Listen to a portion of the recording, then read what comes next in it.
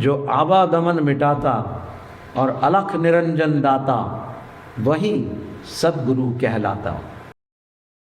I am giving you what is called the Shakti path, the Shiva path.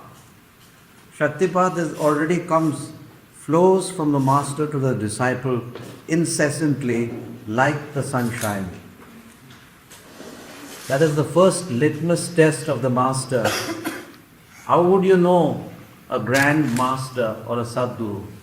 First is he must be radiating his healing energy and spiritual energy 24/7, irrespective. Like the sun radiates his rays, so the Satguru radiates his spiritual healing evolutionary energy. That is the first sign of the Satguru. But Gurunath, we met no one like this. Then you haven't met the Satguru. It's very simple and specific. The second sign, when you go shopping, for a Guru, in the supermarket, you have many malls. What do you call them? Malls, super malls of Sadgurus. Then you must be mindful of these things. Even if I fail the test, throw me onto the window. Don't accept me. You must accept, because you are most important. You can't waste your life seeking God, seeking on, then you find you're with a con man, or you will be led down the wrong path. No, not enough time. Moment to moment we are growing and aging. Precious moments are slipping by. The first sign to know when you select a Sadguru in the supermarket of yoga, which Americans like to do, they're very eclectic. They like to collect gurus and put them in their albums and show them, I did to him, I did. What have you done? Nothing. That's it. So the first sign is that the Sadguru will transmit 24/7 like sun, a gentle healing energy. Some will feel it according to their receptivity. Some will feel the healing energy more and some will feel it less.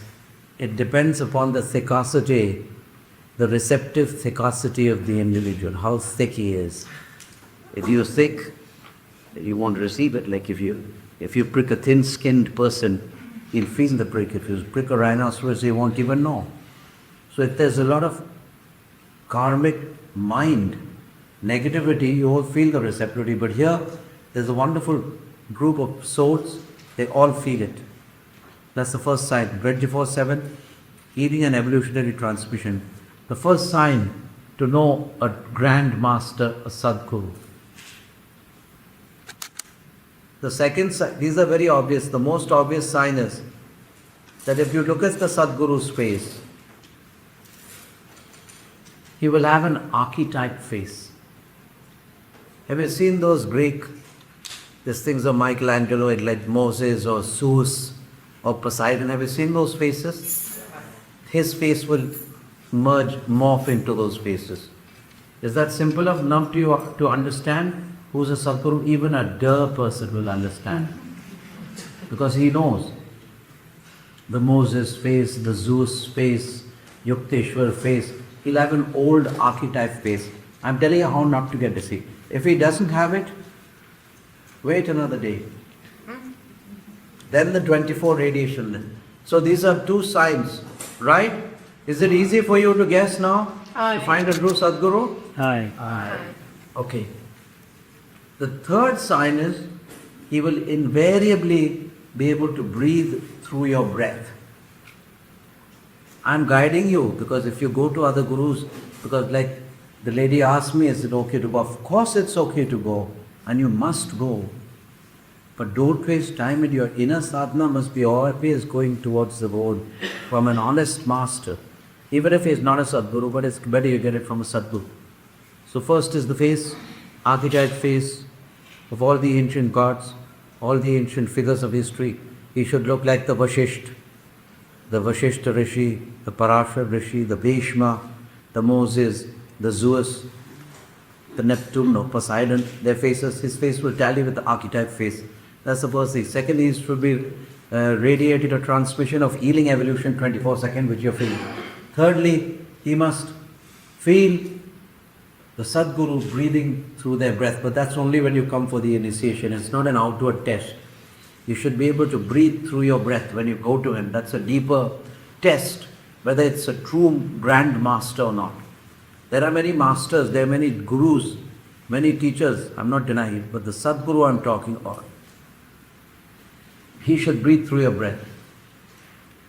Then the fourth and last thing is, he should at any time enter a state of thought-free enlightenment. But how do you know that I can do this?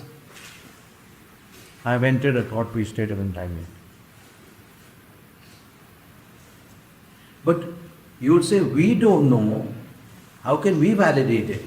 And therefore the Satguru, when he enters the thought-free state of enlightenment, he should let you enter along with him the thought-free state of enlightenment. The Grand Master, the Satguru's job is to care and share his knowledge with his disciples. But if I get into the core, I may be in intense bliss, but you may just experience the periphery of my non-vibrational state. You understand what I'm saying? Yes. And your periphery I may not be able to transfer or give you the experience of bliss, but you'll find a profound peace of thought-free awareness. Those are the outskirts of the experience of the divine. Right? So these are the signs. These are the hallmarks of the Grand Master, who is called the Satguru.